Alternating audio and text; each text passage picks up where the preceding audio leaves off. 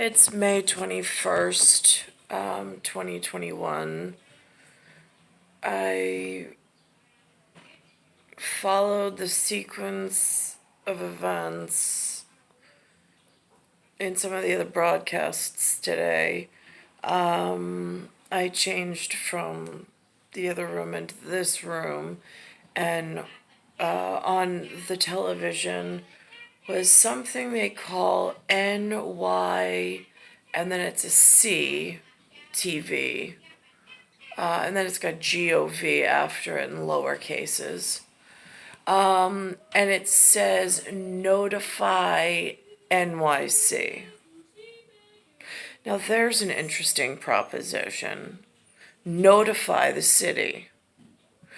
Well, what happens when the city is infested with somebody else's ancestors who have made it very clear by their actions that they don't want to listen or allow you to participate in any manner? And they're just going to carry on in some illegal occupation with whatever. I find it so interesting because there was this war, so they said. I mean, the humans talked about it. Tiafrio says his dad went to Korea to fight a war. And then all of a sudden, the grandchildren are here in America, and Korea shows up. By symbol, by some peoples, by some businesses.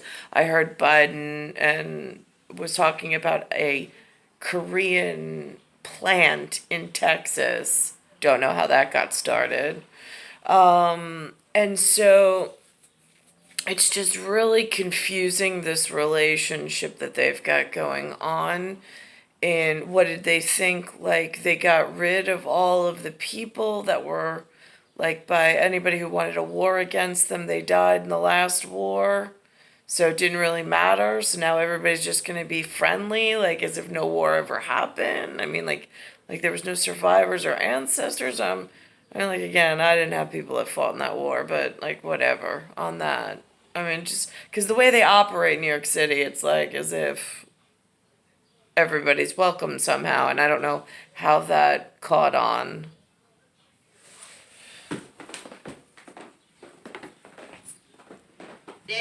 And I also know his mother Sonia is here watching. He's doing such a great job, Sonia. You should be proud of him. Our small business commissioner kept. This is talking about the mayor. This is the mayor. I refer to him as the DMX Rough Riders. I mean, again, this looks very Biggie Smalls and Little Kim, especially with what comes in next and how are they getting funded and who are they all tied into together. Kevin Kim. Thank you. Thank you, Deputy Mayor Torres Springer, and thank you, Mayor Adams, for highlighting every day the critical role small businesses play in recovering our city from the pandemic. The last week might have been National Small Business Week. Today's announcement makes it. Now, what's interesting is my father didn't fight in a Korean War. My father had some whatever. But yet I'm held in New York City at the same time this is going on in some illegal occupation where they've come over. They're all conducting themselves, not just Koreans, but a lot of different looks. And somehow I'm the one who's getting hurt. Although I didn't carry anything against anyone into this world, neither did my parents. And so that gets really confusing with how this is all actually played out. Clear once again that under Mayor Adams, every week is New York City Small Business Week. I also want to thank Mayor Adams for hosting this press conference right here in Koreatown, Nearly 50 years ago, a young couple, my parents, immigrated to this country from South Korea with two young children in tow and happened to open a small business a few blocks from here. Koreatown in the 70s and 80s was not a vibrant commercial corridor it is today. And the success of Koreatown is really representative of so many New York City neighborhoods that have been transformed into destination commercial corridors thanks. Or, in other words, that have been destroyed and decimated by drug cartel, by war theater of another kind, prostitution, the removal of anything sacred that was homeland. I mean, like, they've just been starving and poisoning them out. I mean, there's so much with the fentanyl and whatever, and what they're allowing in. I mean, it's disgusting. But I know everybody just packages it up verbally and makes it like it's such a great thing. And no, it's not. Your education system's not all right. You've withheld information and teachings that my generation needed and almost like corralled them into a life of destitute, and there's no life. There's no pursuit of happiness available. But this is just patting itself on the back. I'm like, right, I know, guilty admissions. Here we are. Thanks to the hard work of countless immigrants from around the world pursuing their American dream right here in New York City. Why is anything foreign allowed to pursue an American dream? That's what I want to know. When did this become a shit show where people who do not have invitations are just joining in and devastating the local landscape with their great ideas? It's a real problem. New York City. I want to thank all our sister agencies. We asked a lot of your time and effort.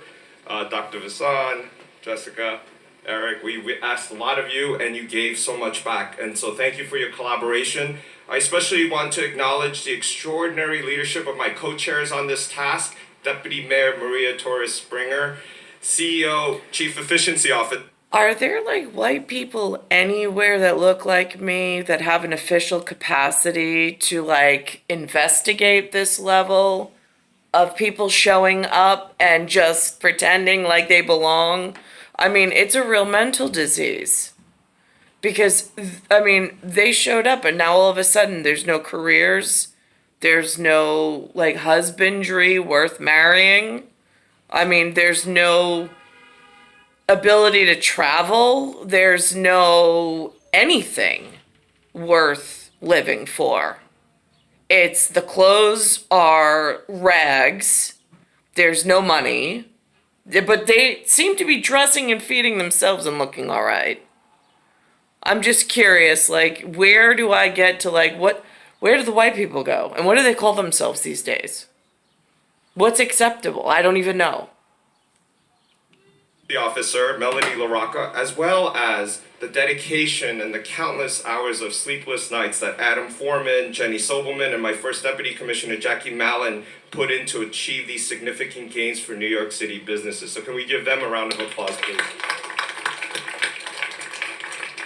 Before I get into the numbers, I also want to recognize the small business owners standing here today, including Angela Yee and Tony Forte, owners of Coffee Uplifts People.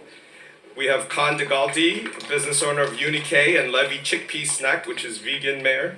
Susana Osorio, business owner of Mama Sushi. Jeff Garcia, business owner of Wahiza Pizza and Mon Amour Coffee and Wine. George Gallego and Loren Skeeter, owners of Contento. Jeff Lindor, founder of Gentleman's Factory and a member of our Black Entrepreneur NYC Cabinet. Kenneth Allen, founder of Azurus Partners, who's also a member of our BNYC Cabinet. Zaid Nagy, who also happens to be part of the Yemenis American Merchants Association. I want to thank all of you for taking time on a Sunday morning. I think we know you sacrifice a lot every day and to be here as well. I also want... Now, he says this is a Sunday morning, except for me, it's a Saturday, May 21st, And it says notify NYC. Right, okay, so if this is what's answering the phones in NYC, how do I notify them that there's a problem? How do I, like, ancestry-wise, who do I go to for help when I've got Yemen, Korea, and all sorts of nations that I have no affiliation or association with? And I don't even know how to find, like, are there any working Irish in law enforcement anymore? I mean, like, I don't know. There used to be, but, like, I don't know what the new vogue or, like, the acceptable saying is for, like, what they call themselves. I also want to acknowledge the representatives from the Chambers of Commerce, the BIDS, the merchant associations, industry partners, community leaders like Charles Yoon from the Korean American Association of Greater New York, since we're in Koreatown. In addition to the small... I didn't even know there was a Koreatown. Like, how do you get a town, like, permit to, like, make it a thing in New York City? This gets really confusing. Small business owners standing here today, as part of the process, we received direct feedback from almost 1,000 small business owners to hear about firsthand the impact of the penalties and enforcement practices that New York City had. And we conducted listening sessions and connected with chambers of commerce, BIDS, merchants associations, and industry partners. Our working group reviewed 232 violations to see how we could reduce the regulatory burden on small business owners. And today, as Mayor Adams has mentioned...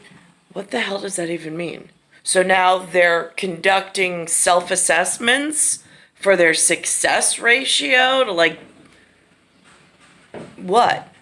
Why is this growing in New York City? Who is allowing this? This is what I don't understand. Where is the Department of Homeland Security for me to get help for, like, my entire life and as guidance? Like, since when did every white person with a conscience fall off the face of the earth that there wasn't one representative that could have been sent in order to guide and mentor me to where I needed to be in life? Since when are they sitting back and just allowing anything to go? I'm a little confused when that took hold. Star 1978, star 8378, Nicole, Cattaruzza. It's Earth, solar system, Milky Way, universe, galaxy is broken, and it's Bayside Station, Bayside, New York, 11361.